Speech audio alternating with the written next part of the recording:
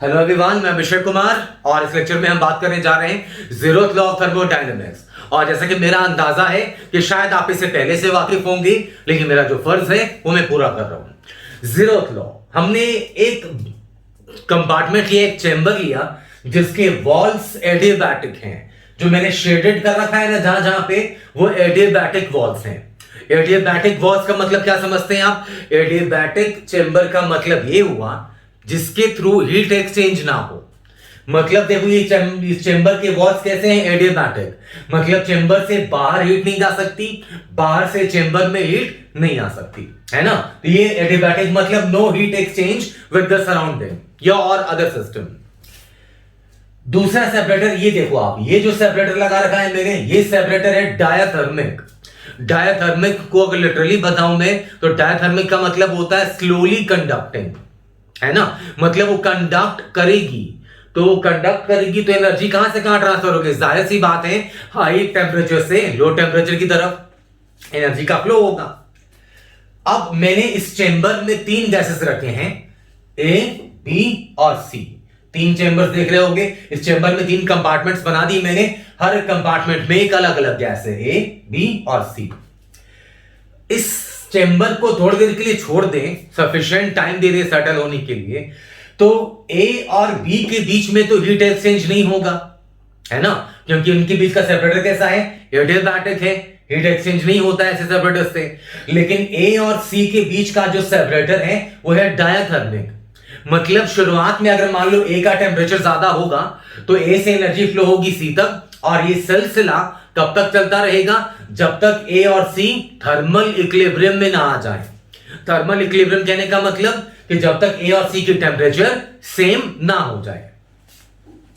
तो at thermal equilibrium,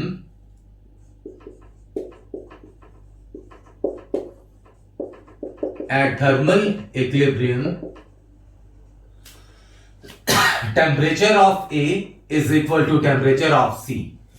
क्यों? Diathermic separator है, इसलिए कंडक्ट होगी। डायाथर्मिक सेपरेटर की वजह से फाइनली इक्विलिब्रियम स्टेट में ए और सी की टेम्परेचर सेम होगी। Similarly temperature of B is equal to temperature of C, है ना? इसे फर्स्ट मान लो, इसे सेकंड मान लो। तो अगर इसका इन कंपार्टमेंट्स में जो गैसेस हैं, शुरुआत में अगर इनके टेम्परेचर्स डिफरेंट भी रही, लेकिन अगर टाइम दे दोगे तो स्टेडी स्टेट में ए और सी का टेम्परेचर सेम मिलेगा, क्योंकि ए और सी के बीच का जो सेपरेटर है वो है डायाथर्मिक सेपरेटर। वैसे बी और सी का टेम्परेचर भी सेम मिलेगा आपको स्टेडी स्टेट में, मतलब सफिशिएंट टाइम दे दें अगर आप सिस्टम को, तो बी और सी का टेम्परेचर भी वही मिलेगा, क्योंकि बी और सी के बीच का सेपरेटर है डायाथर्मिक। अगर टेम्परेचर डिफरेंस होगी तो एनर्जी का एक्सचेंज होगा, और फाइनली बी और सी का टेम्परेचर सेम मिलेगा, जो मैंने यहां पे लिखा है। तो ए का टेम्परेचर है सी के बराबर, बी का टेम्परेचर है सी के बराबर, तो फ्रॉम फर्स्ट एंड सेकंड क्या लिख सकते हैं अपन? From first and second, temperature of B is equal to temperature of A. ध्यान दीजिए, ये देखो आप, ए सी के साथ थर्मल इक्विलिब्रियम में है, बी सी के साथ थर्मल इक्विलिब्रियम में है, तो ए और बी का टेम्परेचर भी बराबर आ गया। इसका मतलब कि A and B are in thermal equilibrium.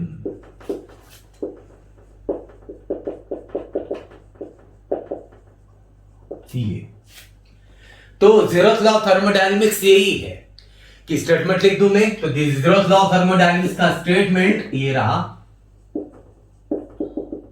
कि if body A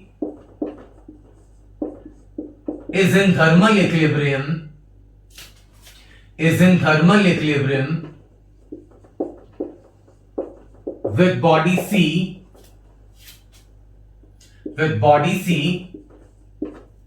and body B is in thermal equilibrium with body C body A thermal equilibrium में है सी के साथ, बॉडी बी भी थर्मल इक्विलिब्रियम सी के साथ। इसका मतलब इट मीन्स दैट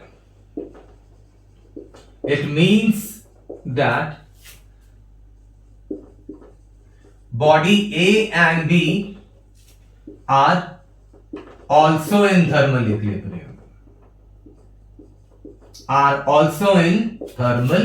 equilibrium. हालांकि बॉडी ए और बी के बीच का सेपरेटर है आपका कैसा, एडियाबैटिक, तो ए और बी के बीच में डायरेक्ट हीट एक्सचेंज नहीं हो रहा, लेकिन ए सी के साथ इक्विलिब्रियम में है, अगर बी सी के साथ इक्विलिब्रियम में है, इसका मतलब ए और बी भी आपस में इक्विलिब्रियम में होंगे। तो फिर कॉमन सेंस की बात है ये, है ना, जिसको बड़ा सा नाम दे दिया जीरोथ लॉ ऑफ थर्मोडायनेमिक्स। तो भैया जीरोथ लॉ ऑफ थर्मोडायनेमिक्स की बात होगी तो यही इतनी छोटी सी कहानी है इसकी। तो आई होप इसमें कोई गुंजाइश नहीं है डाउट्स की, फिर भी हो रही हो तो मुझे बताना जरा, अगले डाउट में या फीडबैक से मुझे बताइए आप। मिलता हूं मैं अगले क्लास में नए टॉपिक के साथ, अच्छे से धमाकेदार टॉपिक के साथ। पुराना रिविजन करते रहिए क्योंकि पुरानी चीजों की जरूरत पड़ती रहेगी। Thank you so much. जय हिंद, जय भारत।